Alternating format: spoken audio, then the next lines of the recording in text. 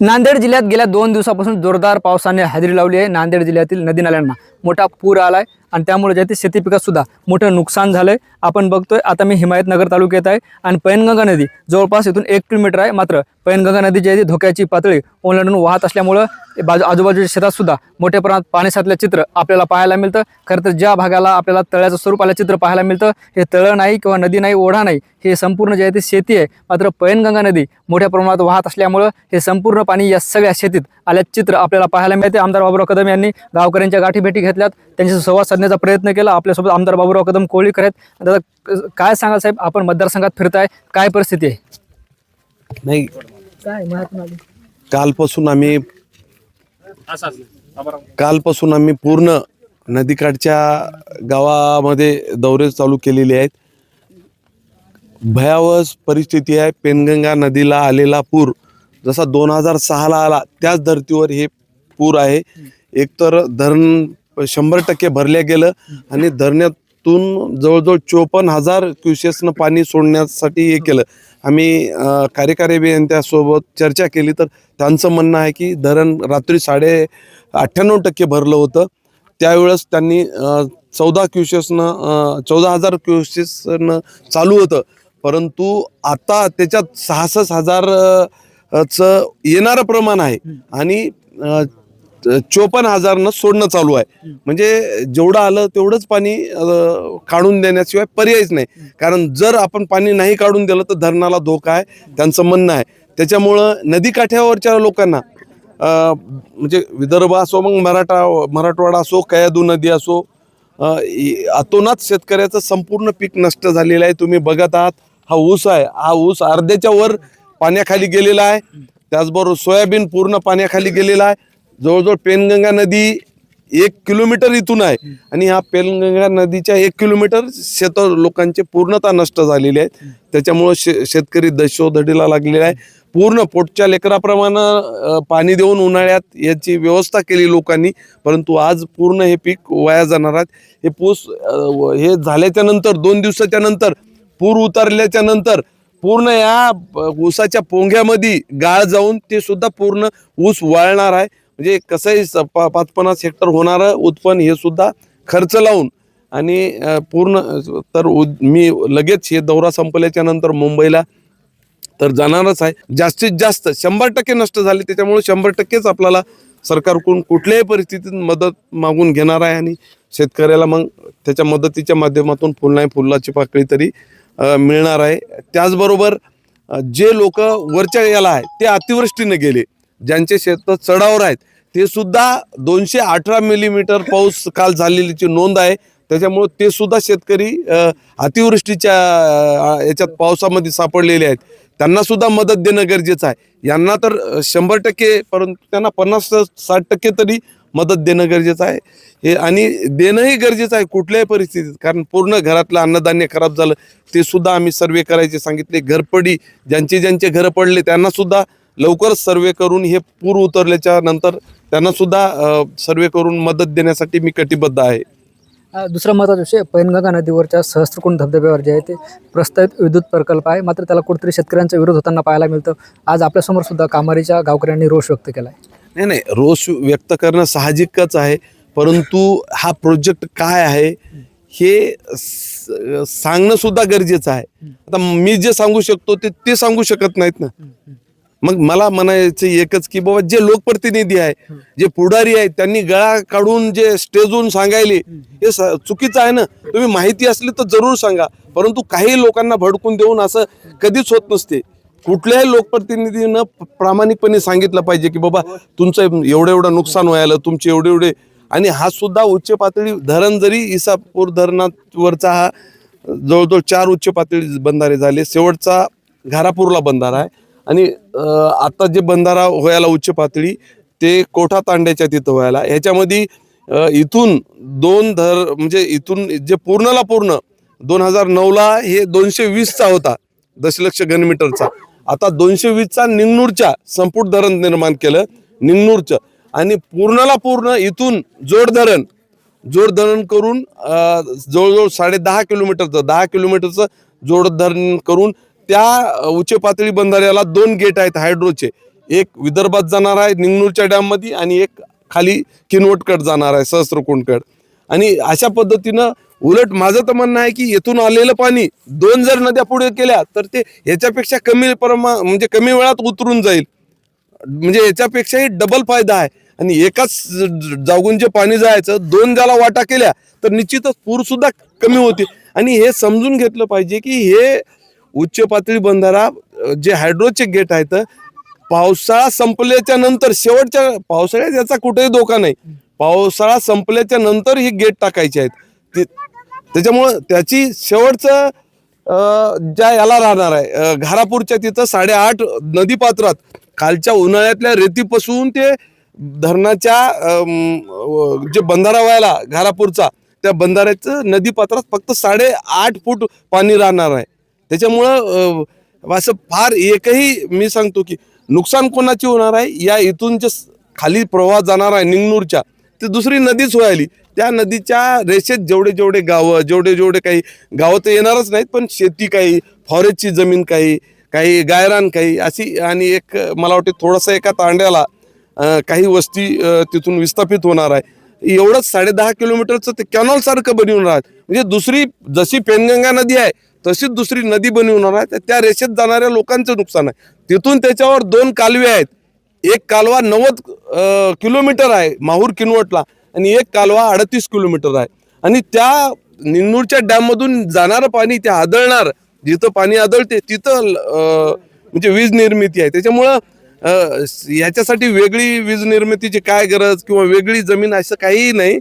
त्याच्यामुळं हां मी एवढं सांगू शकतो की शेतीकाठच्या जे पेनगंगा नदीकाठच्या आता पळसपूर गावची नदीच्या सेंटरपासून धरून 54 हेक्टर जमीन जाणार आहे त्याच्यामध्ये. आणि 54 हेक्टर म्हणजे नदीची त्याच्यामध्ये एक 10 हेक्टर तरी नदीची आहे. म्हणजे नदीच्या सेंटरपासून विदर्भातली नदीच्या अर्ध्या सेंटर नावं याचे म्हणजे ठेवल्या जात आहेत. परंतु ठीक आहे जरी नाव सहस्त्रकुंड आहे तर सहस्त्रकुंडचा काहीच संबंध नाही. मूळ हे आपल्या कोठा तांडा आणि कोठा गावच्या मधात आहे. फक्त नाव दिलेलं आहे त्यावेळेस अगोदरच्या लोकांनी तेच धरण असं नाव चालू आहे. त्याच्यामुळं शेतकऱ्याला मी अधिकाऱ्यामार्फत समजून सांगणार आहे. आणि याची सुरुवात जे स्वतःहून करायला नाहीतर लोक हात वर करतात की बाबा हे आम्ही नाही केलं तसं काही नाही. याची सुरुवात मी आतापर्यंत 3-4 बैठका लावल्या. एक संभाजीनगरला मंत्री महोदय विखे पाटील साहेबांसोबत बैठक झाली. त्याच्यानंतर एक विधान भवनामध्ये बैठक झाली. सेक्रेटरी होते कपूर साहेब म्हणून. त्याच्यानंतर तिसरी कालच्या हिवाळी अधिवेशनामध्ये मी प्रश्न उपस्थित केला. परत कालच्या अर्थसंकल्पीय अधिवेशनात सुद्धा प्रश्न उपस्थित केला. आणि शेवटची कालची सुद्धा माझी लक्षवेधी होती. परंतु ज्याचा नंबर लागला आमची 5 जणांची होती. योगायोगानं 1 नंबरला त्यांचं नाव आलं वानखेडे साहेबाचं. पण त्यांचा सुद्धा या बंधाऱ्याशी या प्रकल्पाशी काही हे नाही. जे सुरुवात केली ते मीच केली. 4हीची मीच केली आणि या 5व्याची मीच केलेली आहे.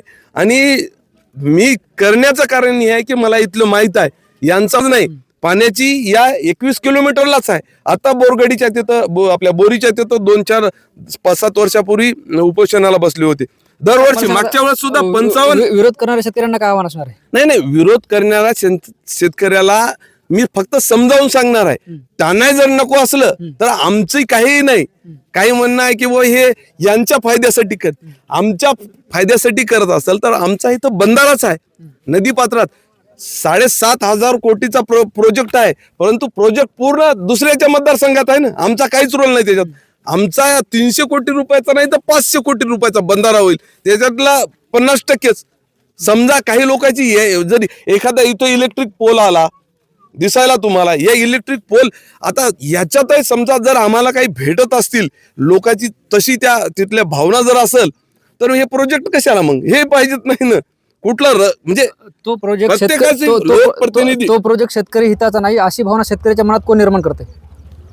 आता शेतकऱ्याचे म्हणूनच मी लोकप्रतिनिधीला जाहीर करा म्हणालो. तुमचं विरोधकाच्या जे असतील आजी माजी जे असतील त्यांनी सुद्धा येऊन सांगावं की हे प्रोजेक्ट चुकीचा आहे. हे प्रोजेक्ट असा नाही. त्यांनी का सांगत नाहीत? मी जसं मला बोलवायला मी म्हणलो मला शिरपल्लीला बोलवा मला कामारीला बोलवा मी बोलवा म्हणालो ना मला मी पण त्यांनी येऊन त्यांची मत मांडायला पाहिजे ना. त्यांनी मग खरे समजतो की मी खोटं आहे की खरं आहे ते त्यांनी सांगायला पाहिजे. ते गप्प का राहतात? हिंगोली म्हणजे लोकसभा ते लोकांना एकतर दिशाभूल करायले. म्हणजे हिंगोली लोकसभेचे खासदार नागेश पाटील आष्टीकर, माजी आमदार माधवराव पाटील जवळगावकर यांनी पुढे येऊन सांगितलं पाहिजे. त्यांनी पुढे येऊन सांगितलं पाहिजे की जनतेला हे प्रोजेक्ट असा आहे. त्यांना पेपर मिळत नाहीत का? आणि या महाराष्ट्रात या भारतात जे काय होते ते लोकप्रतिनिधी केव्हा खोटं बोलू शकतात, परंतु पेपर कधीच खोटं बोलत. एखादं केलेलं अंदाजपत्रक खोटं. आणि प्रस्तावित सांगा ना तुम्ही, जे प्रस्ताव आता नाशिकला पडून आहे, आज इथले ऊस इथले गहू मी दोनदा याच्यासाठी सांगतो की आमच्या ग्रामपंचायतच्या ठरावामुळे आहेत. हे लोकांना माहित नाहीत. कारण एका डोक्याला 40 लिटर पाणी पाहिजे असा नियम आहे. जनावराला पाणी पाहिजे. सगळे ठराव 2002 पासून या गावचे माजी सरपंच किसनराव पाटील इथं हजर आहेत. तुम्ही म्हणता एवढा चांगला राजू पाटील चिलोड्याचे आहेत. सगळ्या गावचे ते ठराव आणून देतात. तुम्ही म्हणता एवढा चांगला प्रोजेक्ट आहे, मग हे माझे आमदार आणि खासदार काय विरोध करतात त्याला?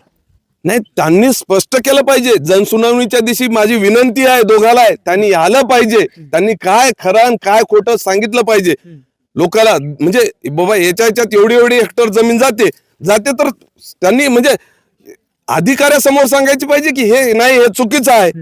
अधिकारी त्यांना उत्तर देतील. सगळ्यांनी येऊन तिथं सांगायला पाहिजे. मी सध्या सांगायलो की पळसपूरची 54 हेक्टर जमीन जाणार आहे. सेंटर पासून त्याच्यातली 10-12 हेक्टर नदीची कमी होणार आहे आणि बाकीची जे काय 40-42 हेक्टर जमीन आहे ती जाणारच आहे. पण ते पहिले असा जर पूर नाही आला तर ती नदी 2 नद्या व्हायला पुढं ते खुलच राहणार आहे.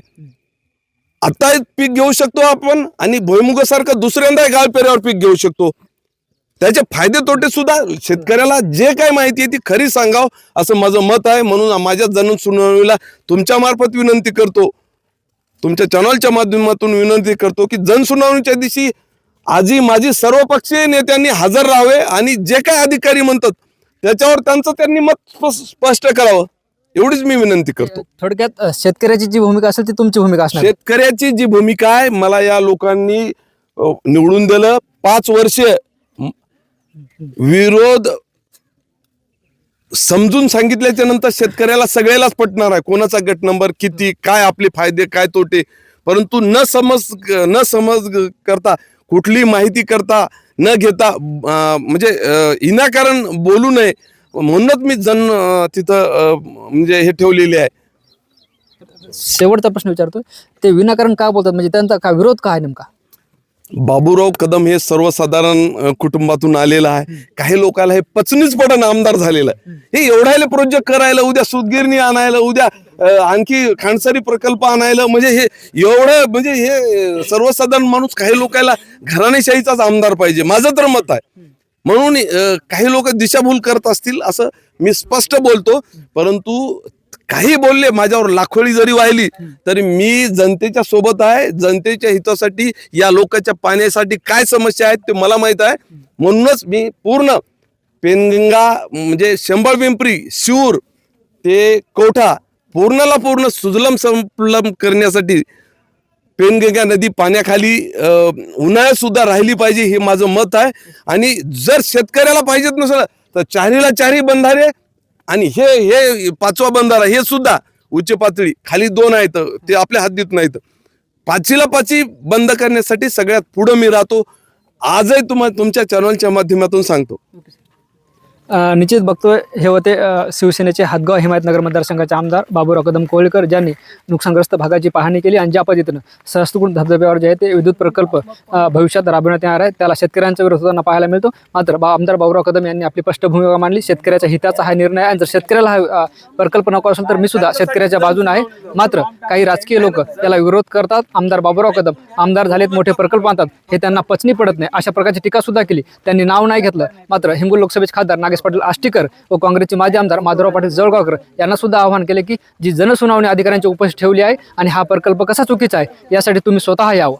ज्ञानेश्वर लोंढे, TV9 मराठी, हिमायतनगर, नांदेड.